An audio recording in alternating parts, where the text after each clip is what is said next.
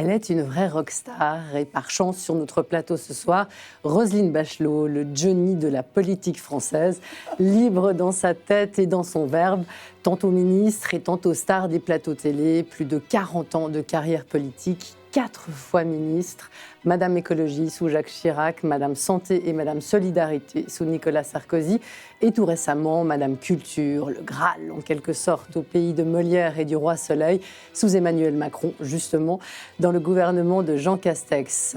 Une ministre qui a dû barrer par très gros temps pendant la période Covid, mais qui sait aussi lâcher du très lourd quand elle balance dans Les Grosses Têtes, Madame Bonne Blague, ou dans ses mémoires. Le bal des hypocrites, son dernier livre, fait un carton plein. Roselyne Bachelot est notre invitée ce soir dans Le Point. Bienvenue à toutes et tous sur Les Monts Bleus.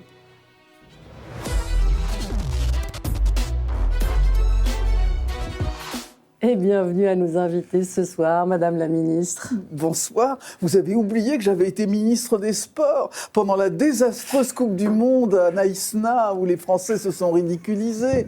Donc 5 fois ministre. Bah oui. 5 fois ministre. Non, bah alors écoutez, toutes mes excuses.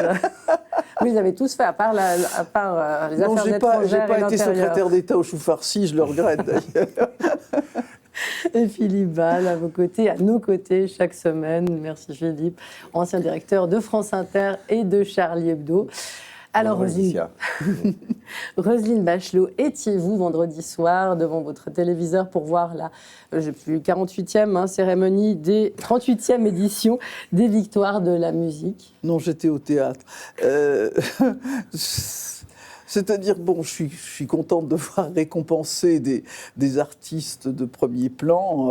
On a vu qu'Orelsan était à nouveau récompensé comme l'année dernière, mais je trouve ces cérémonies de remise des prix tellement rasoirs qu'en général, je les évite à la télévision. Je regarde le palmarès le lendemain.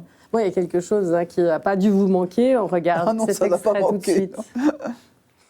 Quand on est usé, qu'on le veuille ou non, on ne peut plus atteindre l'excellence que vous attendez de nous. Et 64 ans, lorsqu'on a commencé l'instrument à 6 ans avec tout le travail et les sacrifices que cela implique, ce n'est pas tenable. Et c'est pour cela que nous manifestons actuellement comme tant d'autres le font.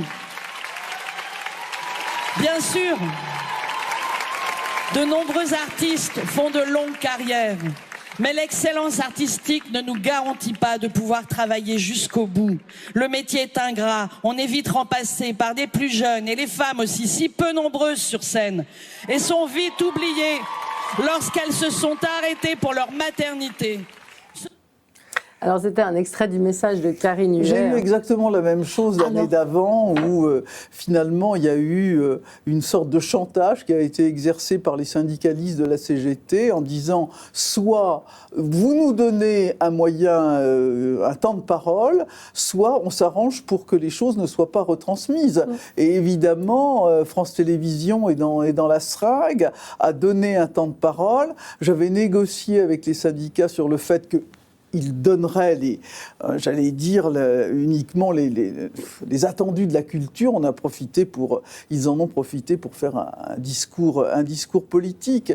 Alors, je ne veux pas utiliser le terme de prise d'otage parce que ça a une connotation tellement lourde que je l'évite, et tout particulièrement devant Philippe Ball. Mais voilà, c'est un chantage qui est absolument inadmissible. Oui, j'allais vous le dire, c'est vrai que j'avais votre livre sur les genoux et puis on avait l'impression de l'histoire sans fin. Les Césars, c'est la même chose, les Victoires de la musique classique.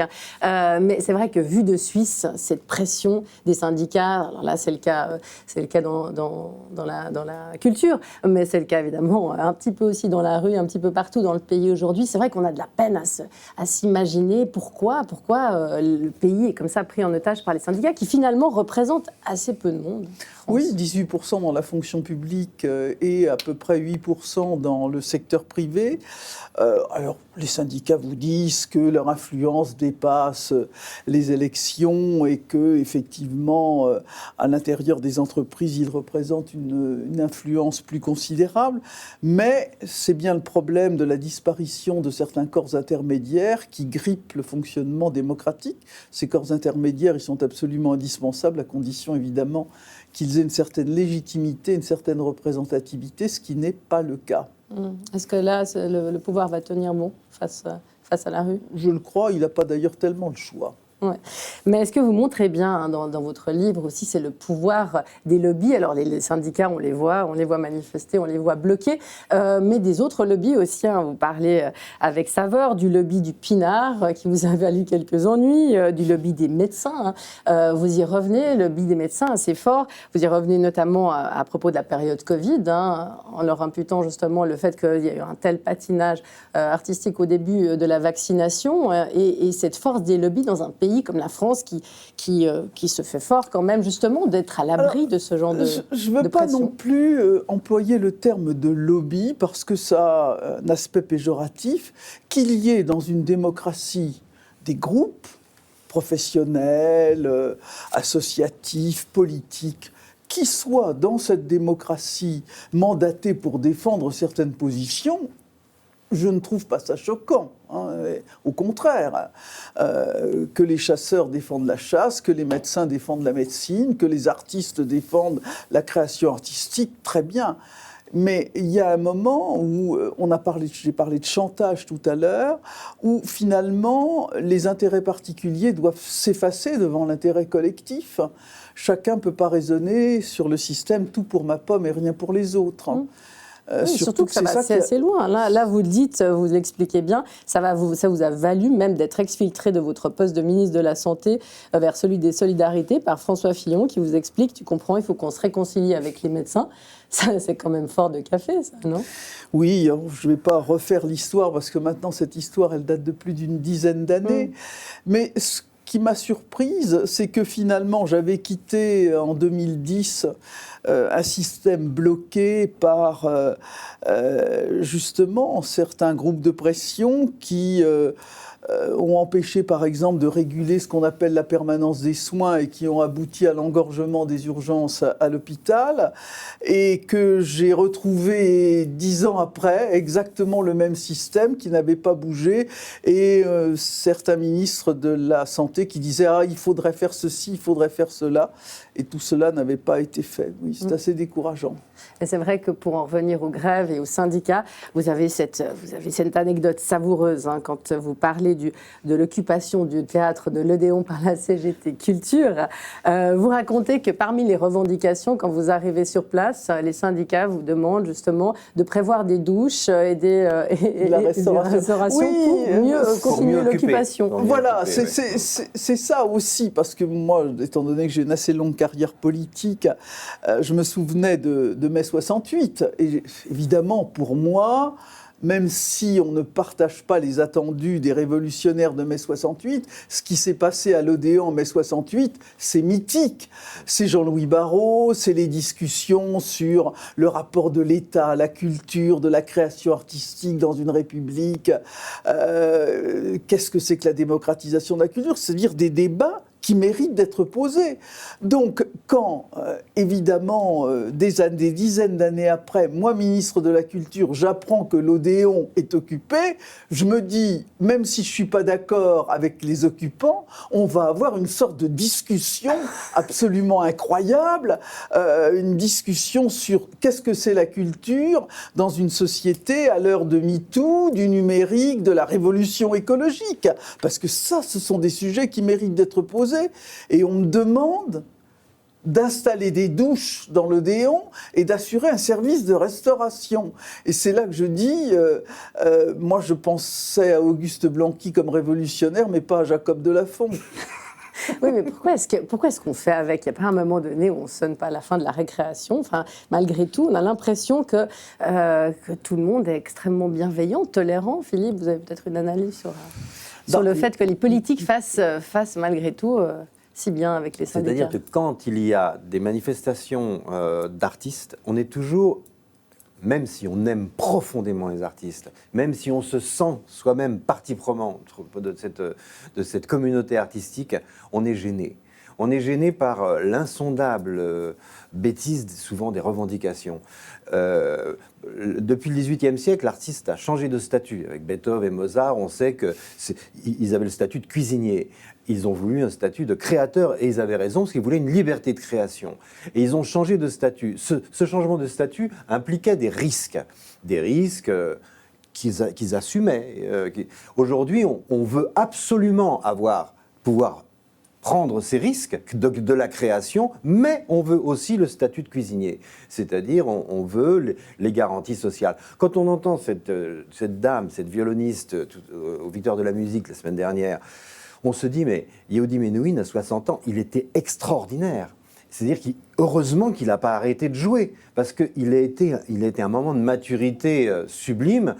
Alors après, c'est vrai qu'à 80 ans, les doigts deviennent plus raides, etc. Mais Rubinstein a joué jusqu'à 90 ans. Roselyne Bachelot, ce ne sont pas des professions, on va pas dire à quel âge, ce ne sont pas des professions comme les autres. Ce sont des vies plus que des métiers.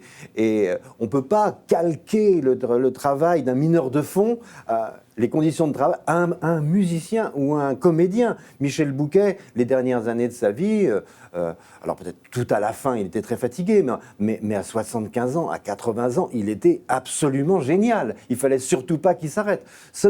Il faut, voilà, comment dire, on ne peut pas laisser parler comme ça des gens qui donnent une image de l'artiste ridicule à un pays qui est pays de culture, mais qui va peut-être pas assez au théâtre, qui va peut-être pas assez souvent au concert. On ne peut pas leur donner cette image tellement dévalorisante, tellement... Mais vous savez, Philippe, j'ai eu exactement le problème avec le conflit avec les artistes-auteurs. Oui. Et en particulier, dans les artistes-auteurs, bien sûr, ça représente tous les métiers de la création, mais principalement les écrivains, les auteurs de bandes dessinées.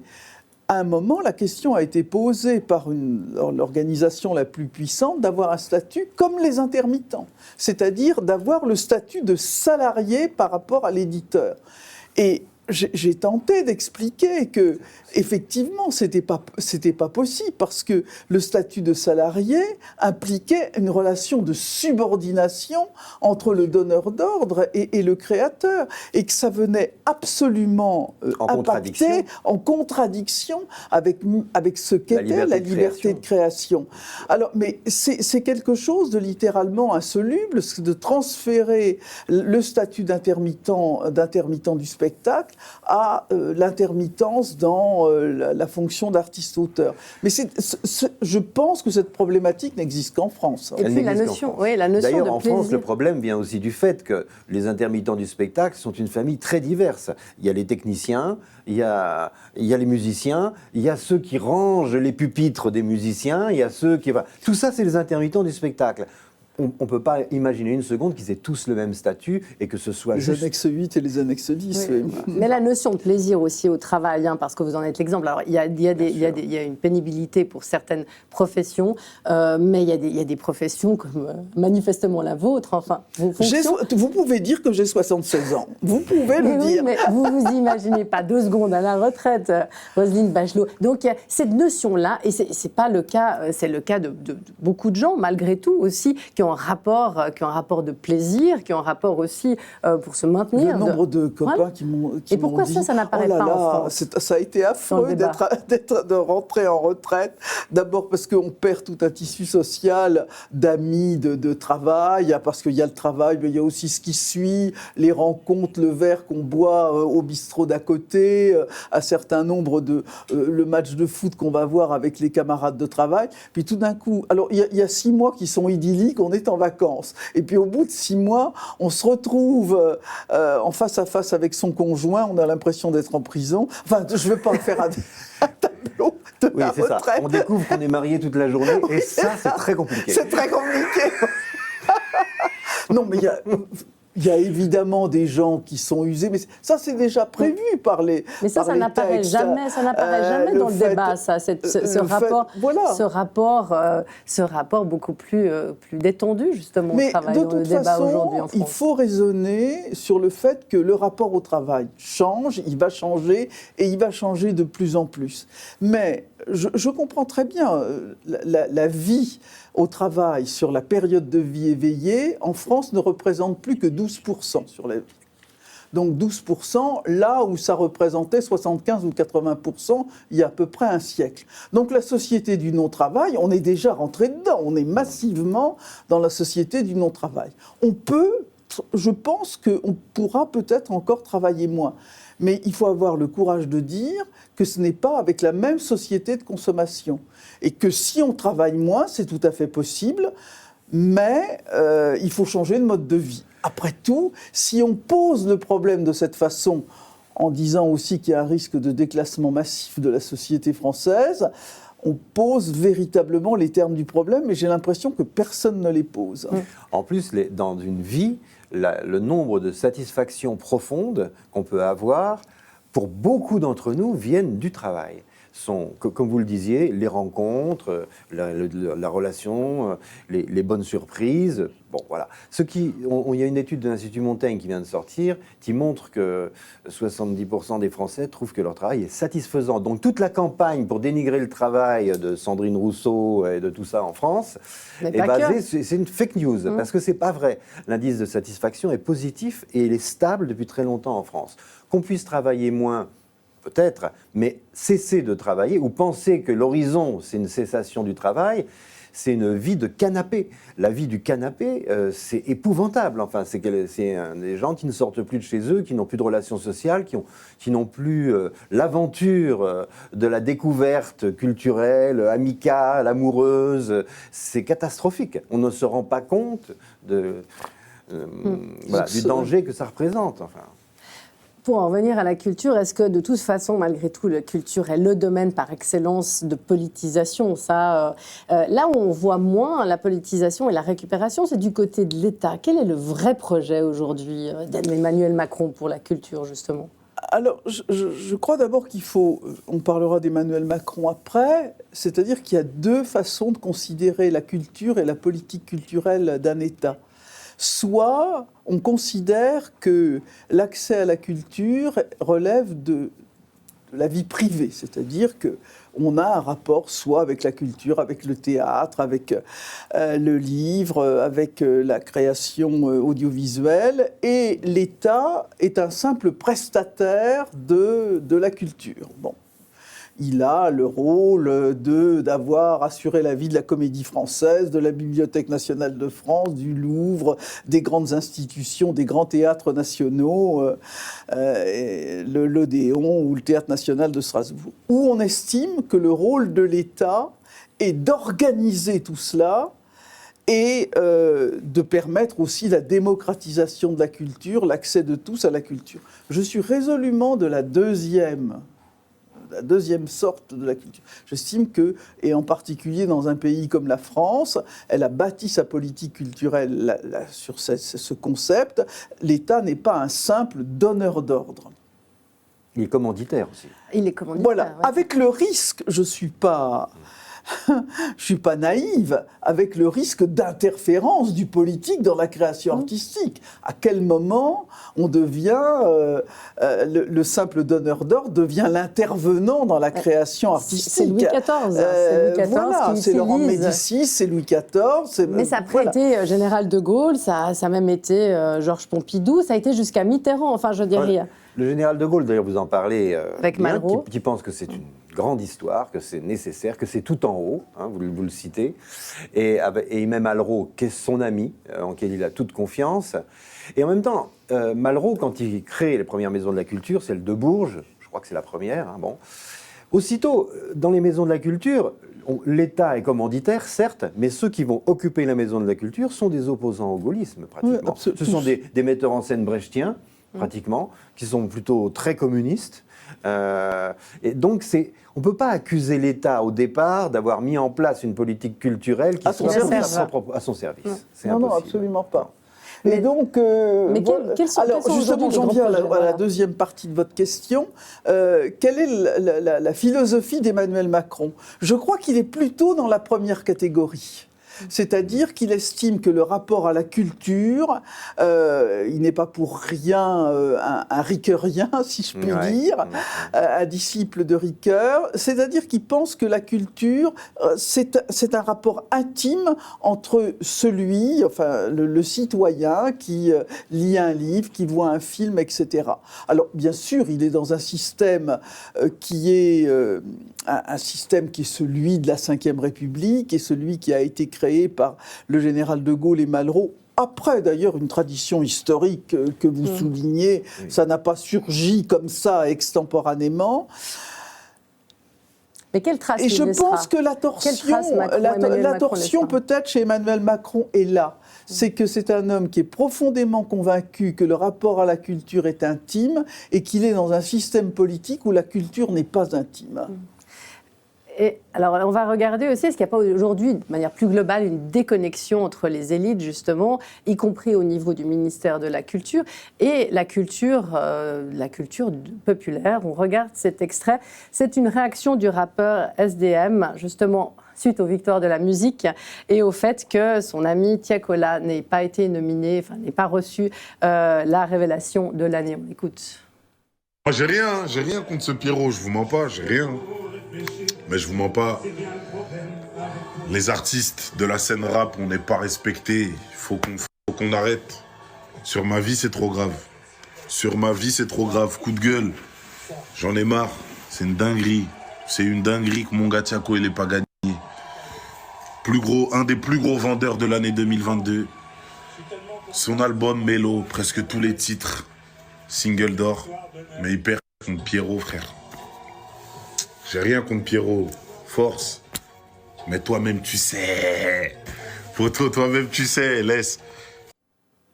Le rap qui est aujourd'hui la culture, la culture des, oui, mais le rap qui a la culture des jeunes, quelle place elle a aujourd'hui justement? Elle a une place, elle est énorme.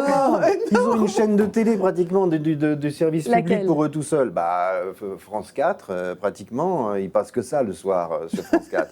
Et puis non, mais ils bénéficient, ils sont invités dans toutes les émissions culturelles, y compris des rappeurs.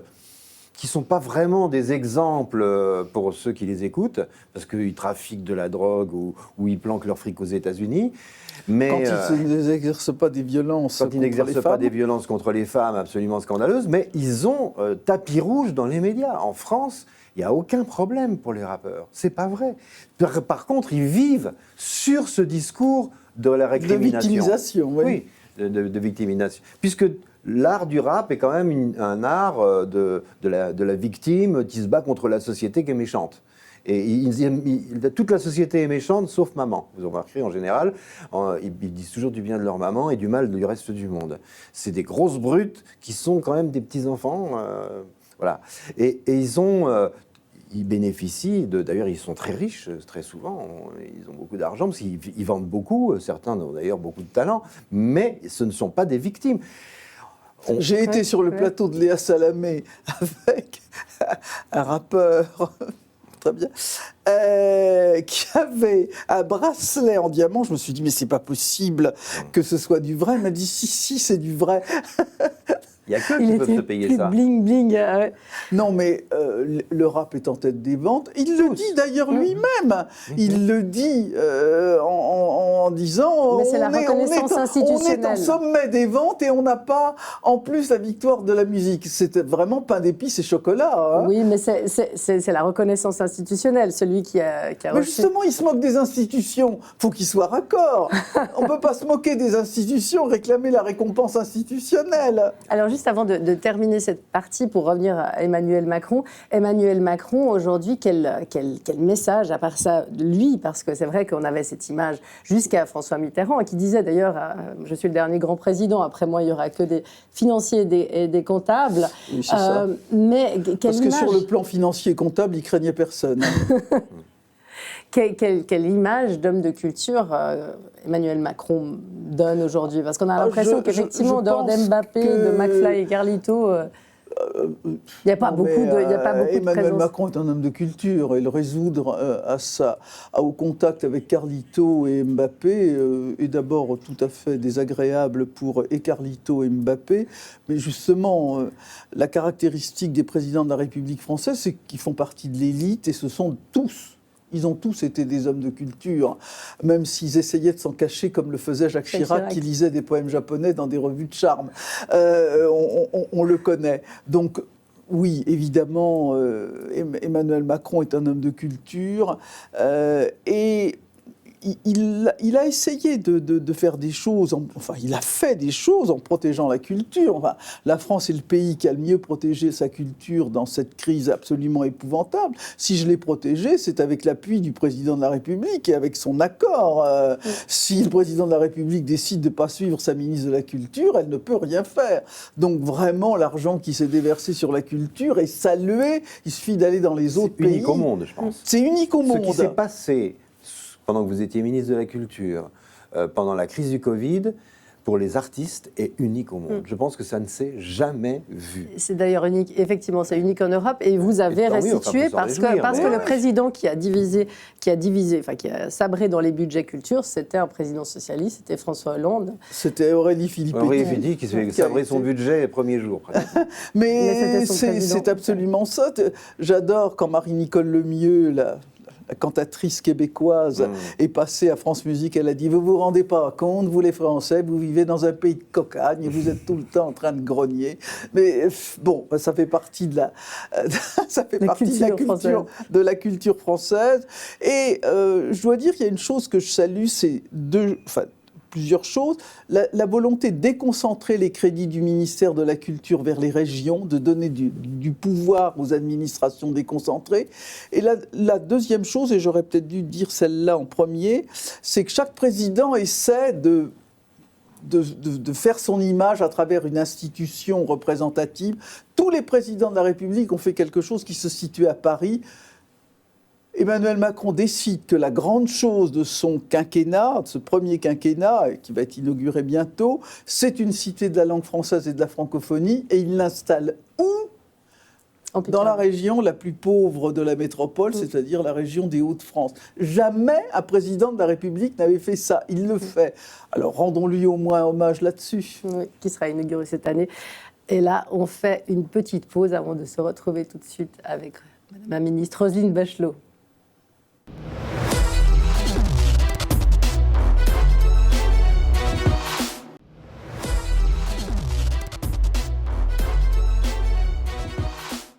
Le point de retour avec notre invitée très spéciale ce soir, Roselyne Bachelot, la rockstar de la politique française, qui fait un carton avec son dernier livre, je le remontre, Le bal des hypocrites. Alors Roselyne Bachelot, on va vous voir tout de suite parce que côté pile, donc vous êtes ministre, 5 fois ministre, et politique, 40 ans de carrière, et côté face, star des plateaux. On regarde un extrait tout de suite. C'est l'histoire d'un ministre qui voit un jeune collaborateur qui est extrêmement fatigué, il n'en peut plus.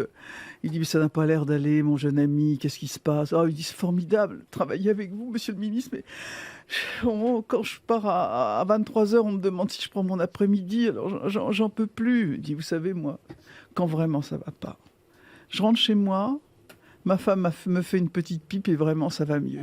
Et le lendemain, le conseiller est en pleine forme. Il lui dit « Alors, vous avez suivi mes conseils ?» Il dit « Oui, monsieur le ministre. Et qu'est-ce que vous avez une belle maison ?»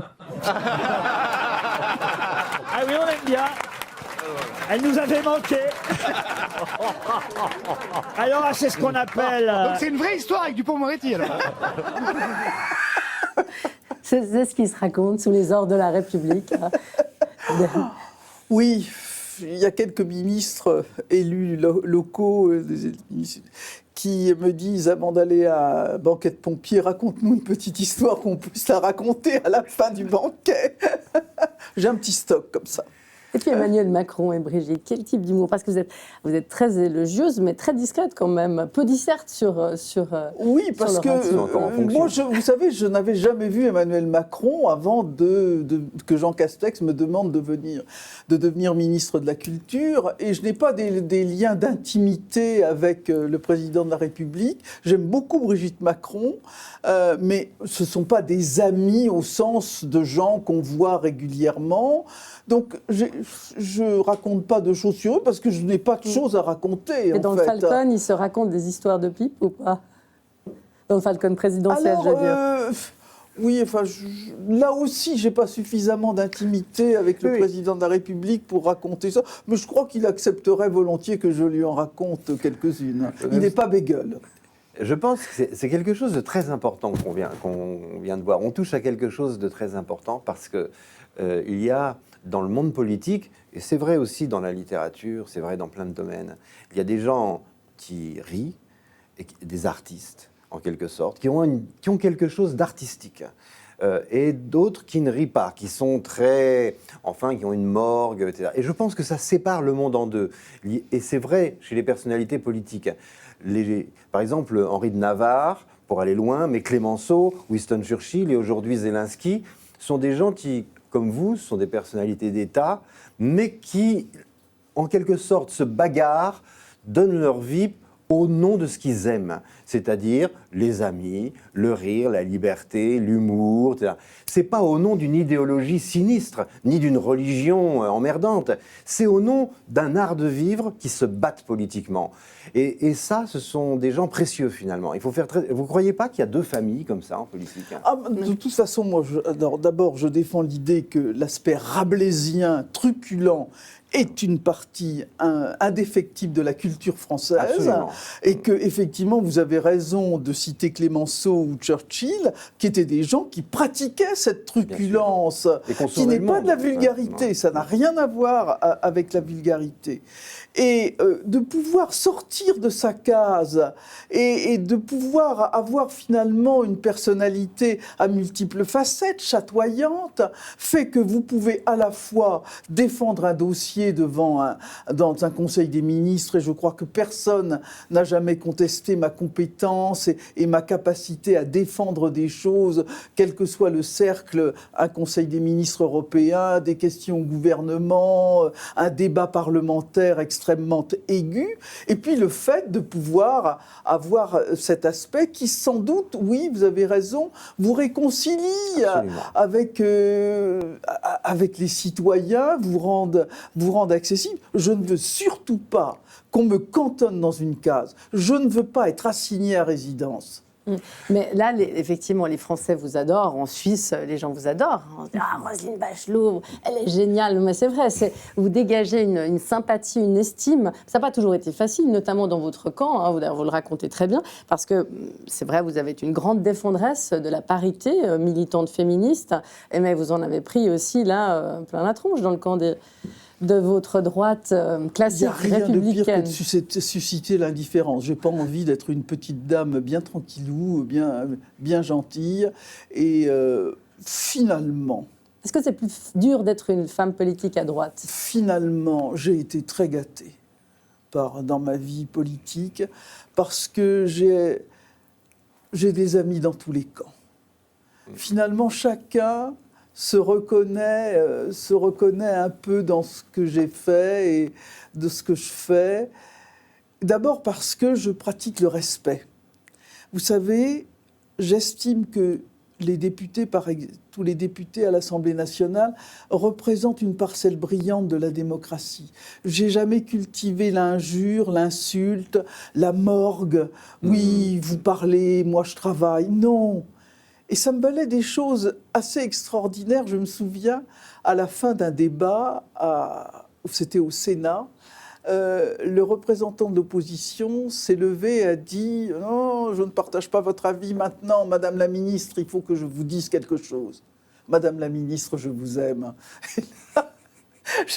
Je ne sais pas si c'est arrivé à beaucoup d'hommes ou de femmes politiques d'avoir cette déclaration de la part d'un opposant ou le représentant de l'opposition à l'Assemblée nationale. On n'est pas d'accord avec vous, mais vous nous traitez avec respect. Et les députés se levaient et m'applaudissaient. Mais c'est ça que je veux être dans la politique.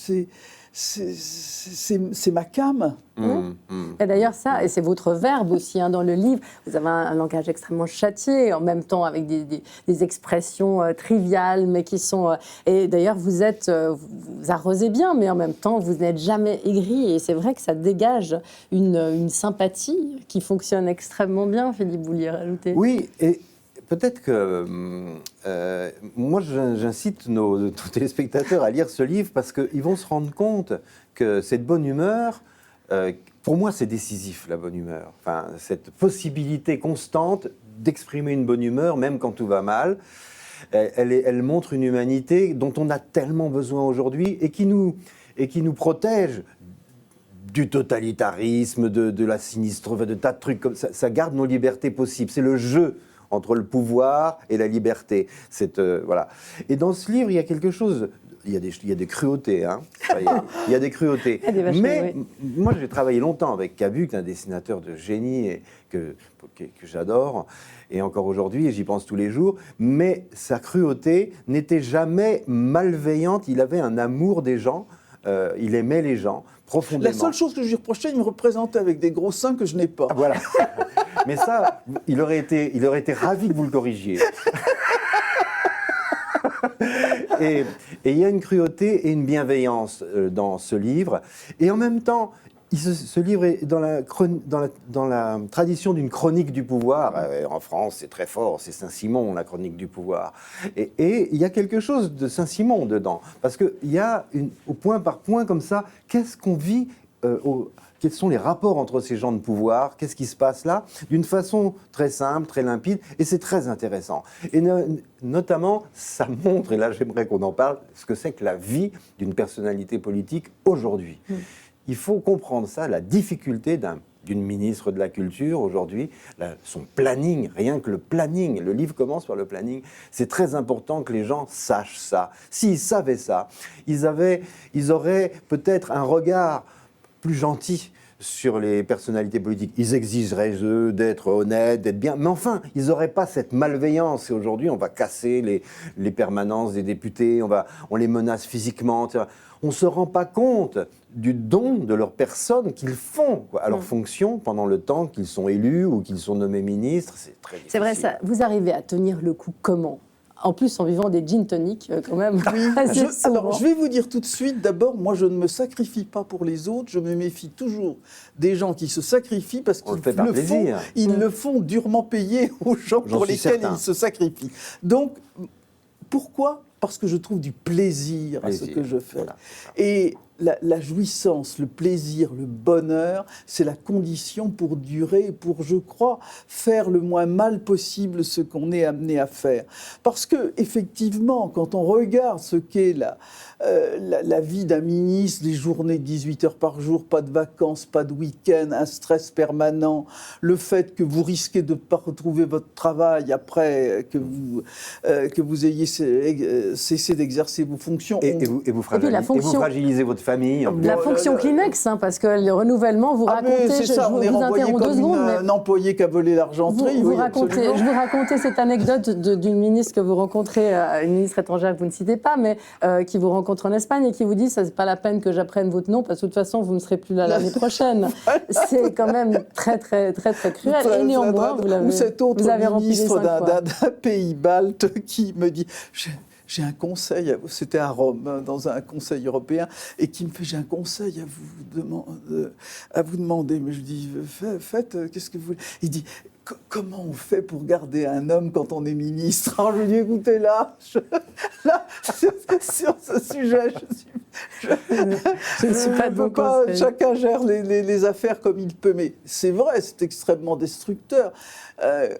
Mon fils avait 11 ans et j'ai trouvé sur mon oreiller un petit mot qu'il m'avait écrit. Et il avait écrit « Maman, c'est dur d'être ton fils ». Et quand on a ça en pleine figure, quand on reçoit ce message dans la culpabilité, dans tout cela, on est obligé de l'assumer, mais aussi il me dit maintenant, c'est extraordinaire d'être ton fils, hein, parce que tu m'as donné les clés de la liberté. Quand aussi, on sait quand il a 7 ans, on se promène ensemble et je lui dis, un jour tu tomberas amoureux, ce sera d'un homme ou d'une femme, et pour moi ce sera pareil. Quand on a réfléchi à sa vie, quand on a défini des choses fortes qui vous conduisent, c'est aussi cela qu'on transmet à un enfant. Et je crois que j'ai compensé de cette façon, sans doute la souffrance que j'avais causée aux miens, par le fait que je leur avais aussi donné les clés de la liberté. Donc je n'ai aucun sentiment de culpabilité. Mais vous n'avez pas à en avoir. Mais cela dit, ce que vous pointez aussi du doigt dans votre livre, c'est la faiblesse. Alors, la faiblesse de votre camp, hein, les Républicains actuels, dont c'est la brasse coulée, nouvelle présidence avec J'ai Éric peur que ce soit Ciotti. maintenant la noyade, oui. Mais guerre tendre d'ailleurs avec Valérie Pécresse. Oh, je suis très tendre au contraire avec Oui, Valérie si, Pécresse. quand même, ouais, Oh, je fais un joli portrait de Oui, Valérie. très jolie, mais disons que pas Je dis qu'elle a été extrêmement flatteur. broyée par ses propres amis. Ah oui, oui, vraiment. Hein, parce que Valérie Pécresse, je la décrite comme une femme intelligente et intègre, ce qu'elle C'est est, sympathique. et sympathique. Et moi, je me suis toujours très bien entendue avec Valérie Pécresse, qui a été ma collègue et à l'Assemblée nationale et au gouvernement. Mais elle a raté sa campagne, mais on lui a fait rater aussi. Hein. Ouais. Mais néanmoins, sur la faiblesse justement des Républicains, mais en général maintenant du politique, des structures de partis, peut-être même de la classe politique. Hein. On avait François-Olivier Gisbert sur ce plateau il y a quelques semaines qui nous disait, voilà, ce sont tous des petits perroquets dans la Macronie, ils racontent tous la même chose, ils sont Toujours stéréotypés. un peu excessif, Franz. Ouais, ouais. Non, mais c'est cette question-là, oui, mais alors vous êtes le contre-exemple absolu, mais c'est vrai que, est-ce que ça ne décourage pas? Est-ce que les gens maintenant s'engagent moins? Qu'est-ce qui explique finalement qu'il y ait peut-être une moins bonne Ce qui classe politique? explique, c'est plusieurs choses, et on peut les énumérer.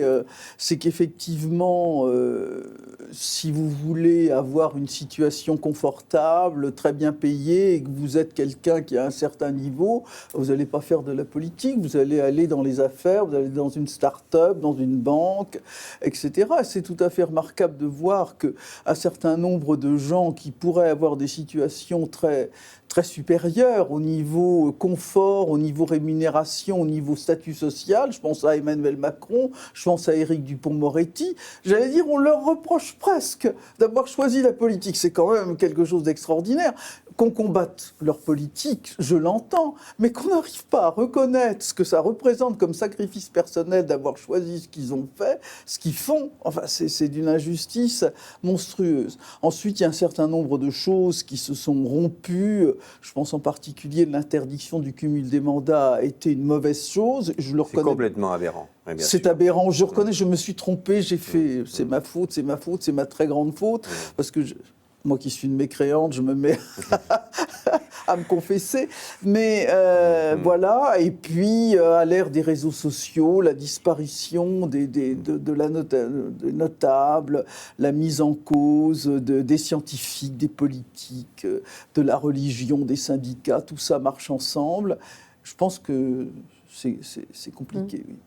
Et l'après-Macron, justement, il va se reconfigurer comment? Est-ce que... Ah, vous n'avez pas amené de boule de cristal ou de marc de café. Donc, je ne sais pas du tout.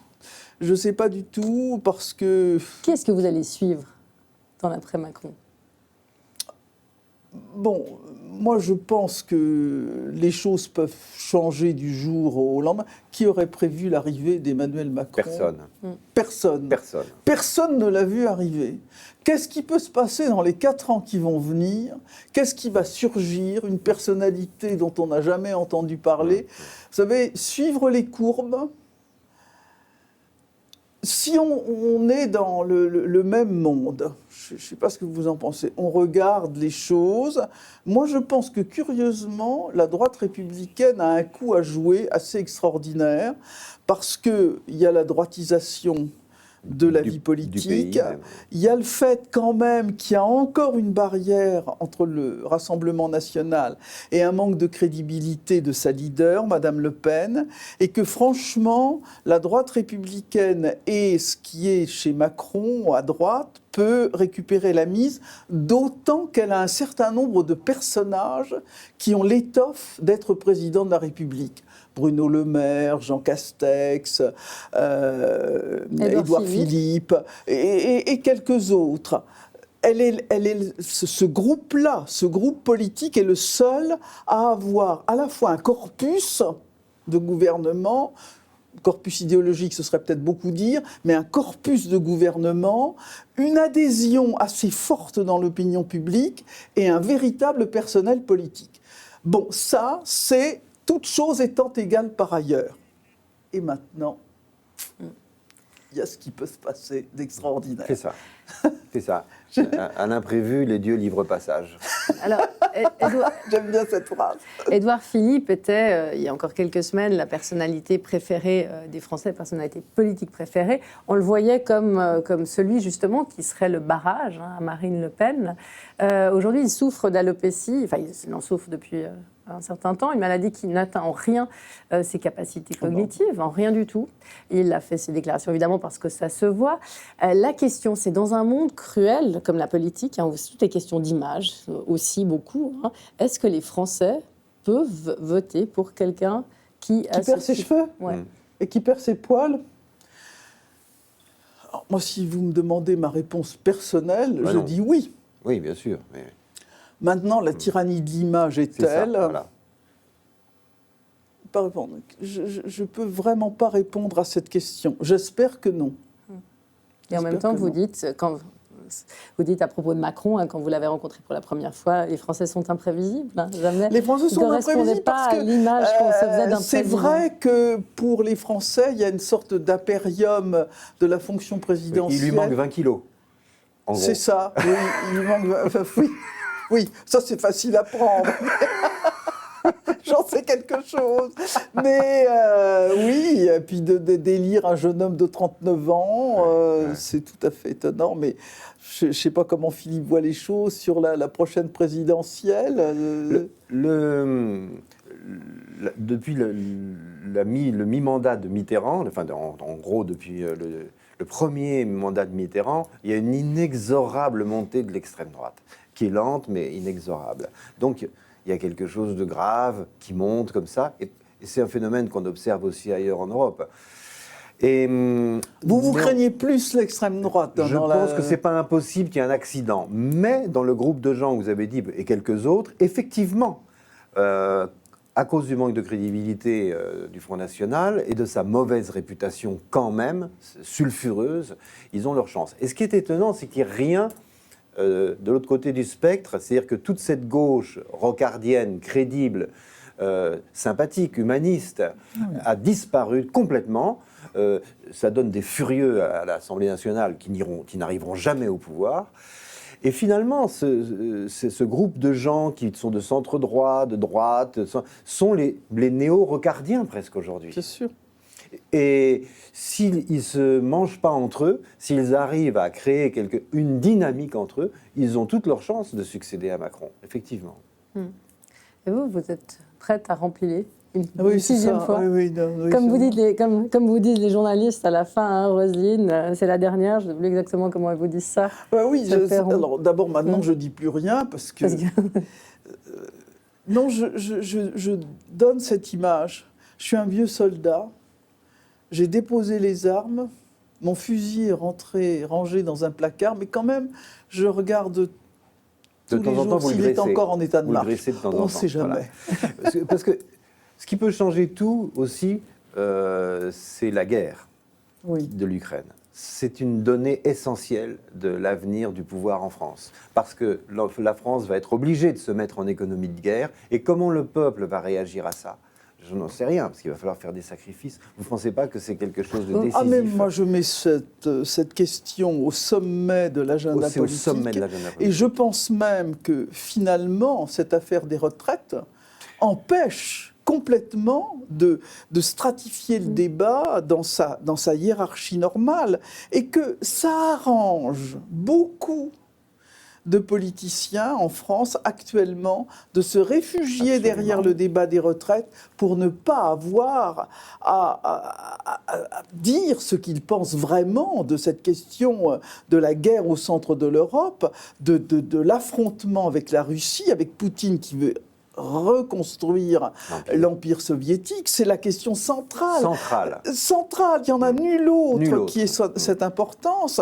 Et finalement, quand j'entends certains débats sur des trimestres de retraite, parce que quand j'entends cette jeune femme parler de l'usure, de la retraite, etc., mais qu'elle n'a pas un mot pour les Ukrainiens, enfin pour les artistes ukrainiens, pour les musées qui sont payés, qui sont pillés. Est-ce que finalement, il n'y a plus que Volodymyr Zelensky et Tchatchenko, son ministre de la Culture, et les Ukrainiens qui vont nous parler de culture? Mais est-ce qu'on y va inexorablement à la guerre, justement, aujourd'hui?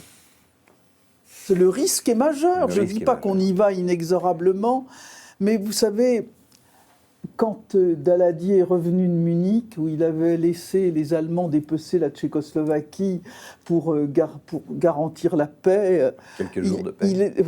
Il était persuadé que les gens il voyait le public qui était là au Bourget à l'attendre, il était persuadé qu'il allait être conspué. Il les voit applaudir et il dit à Alexis Léger, le diplomate plus connu sous le nom de Saint John Perse, il a eu cette phrase, il a dit « Ah, les cons, s'ils savaient ». Je crois que là, cette phrase de Daladier, on pourrait la garder parce qu'elle s'applique vraiment bien. Aujourd'hui. Je suis bien d'accord. Et la position de la Suisse qui ne sait pas si elle doit ou pas rester neutre. Vous me permettrez d'exercer ma propre neutralité. Je ne commande pas ici la politique suisse, mais je vois avec intérêt que la question de la neutralité, qui était une sorte de vache sacrée dans l'espace politique suisse, est interrogée. C'est aux Suisses de décider. Je vous remercie beaucoup, Roselyne Bachelot. Merci à vous, Philippe. Et voilà, c'est le moment de conclure ce point avec la ministre, la moins sinistre. Et c'était la blague, n'est pas de moi, mais de Laurent Ruquier, qu'on salue. Eh bien, voilà, c'est fini. Merci infiniment d'avoir été avec nous, chers téléspectateurs, de nous avoir suivis ce soir. 2 semaines de pause. On reprend mercredi 8 mars en pleine forme. On vous le souhaite. Excellente soirée à toutes et tous.